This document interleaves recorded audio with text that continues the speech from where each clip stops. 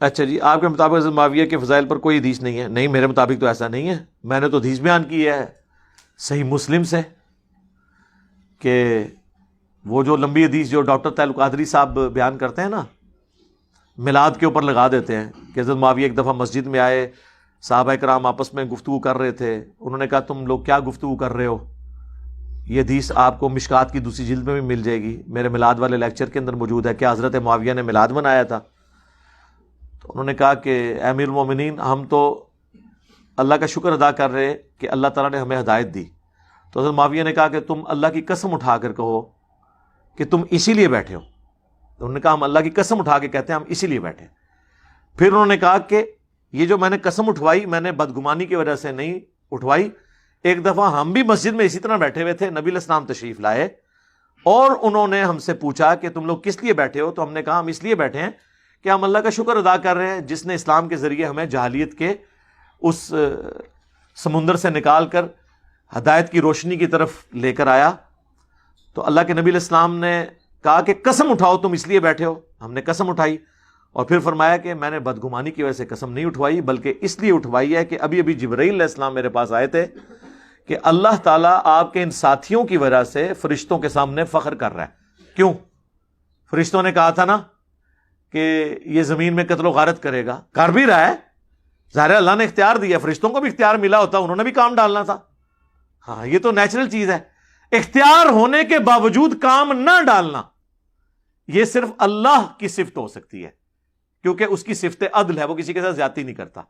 مخلوق کو جب بھی اختیار ملے گا کہیں نہ کہیں مس ہینڈلنگ تو ہوگی. تو اب اس حدیث کے اندر موجود ہے کہ نبی علیہ السلام نے ان سے اس لیے پوچھا کہ وجہ پتا چلے کس وجہ سے اللہ تعالیٰ خوش ہو رہا ہے کہ اسلام کے اوپر شکر ادا کیا جا رہا ہے. اس سے محفل میلاد انہوں نے نکال لی، یہ تو کچھ اور چیز تھا. یہ تو ہم ہر اتوار کو یہاں بیٹھ کے جو ہے وہ شکر ادا کرتے ہیں کہ اللہ نے ہمیں بابوں سے چھڑا کے اس شخص کے ساتھ جوڑا ہے جس کی قبر مدینے میں صلی اللہ علیہ وآلہ وسلم.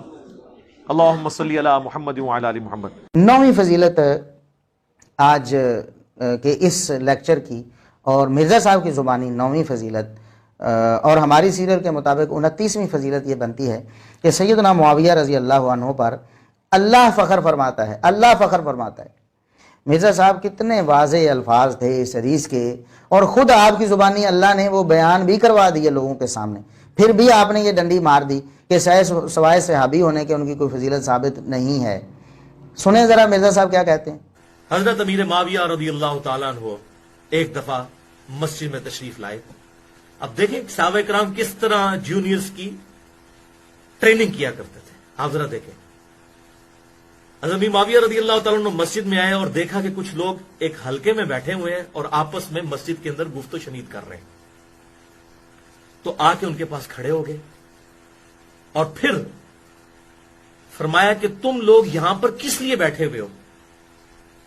تو انہوں نے کہا کہ اے امیر المومنین، ہم اللہ کا ذکر کرنے کے لیے بیٹھے ہیں اور ہم اس بات پر اللہ کا شکر ادا کر رہے ہیں کہ اللہ تعالیٰ نے ہمیں اسلام کی دولت عطا فرمائی ہے.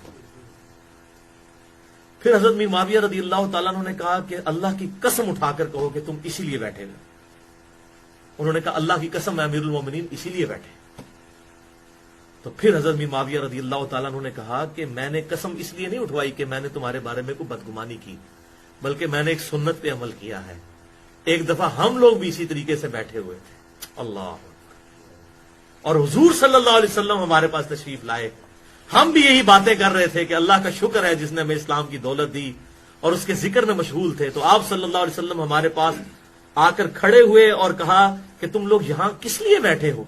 تو ہم نے عرض کیا اللہ کے رسول صلی اللہ علیہ وسلم، ہم اللہ کا ذکر کر رہے ہیں اور آپس میں یہ گفت و شنید کر رہے ہیں کہ ہم کتنے گمراہی کے دور میں تھے، اللہ نے ہمیں اسلام کی دولت عطا فرمائی، آخرت کی کامیابیاں ہمارا مقدر ہو جائیں گی اس اسلام کی دولت کی وجہ سے. یہ اللہ کا کتنا بڑا احسان ہے ہم پر. تو آپ صلی اللہ علیہ وسلم نے ہم سے کہا کہ اللہ کی قسم اٹھاؤ کہ تم اسی لیے بیٹھے ہو. تو ہم نے پھر قسم اٹھائی.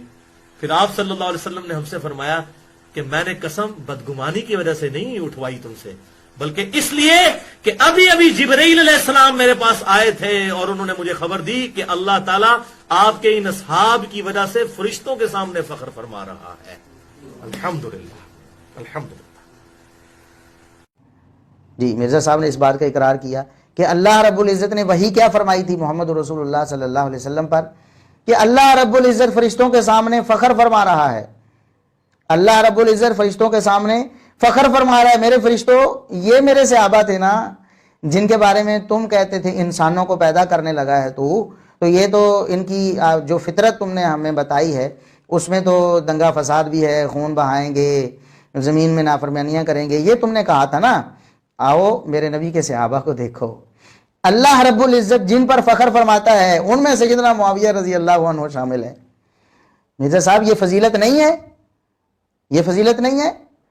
اگر سیدنا ابوبکر عمر عثمان و علی رضی اللہ عنہم یا عبداللہ بن عمر یا کوئی اور صحابی جن کی آپ بھی کہتے ہیں کہ شان اور مقام ہے اور ان کی فضیلت کے آپ اقراری ہیں, اگر وہ کوئی اس حدیث کو بیان کرنے والے ہوتے اور اس مجلس میں موجود ہوتے تو کیا ان کی یہ فضیلت نہ ہوتی کہ اللہ فخر فرما رہا فرشتوں پر, اور فرشتوں کو کہہ رہا میرے فرشتوں دیکھو میرے بندوں کو, دیکھو یہ ہے میرے بندے, تم کہتے تھے نا یہ دنگا فساد کر, یہ بندے. آگے اس پر بھی میں ایک فضیلت جو ہے نا بتانے والا ہوں انشاءاللہ.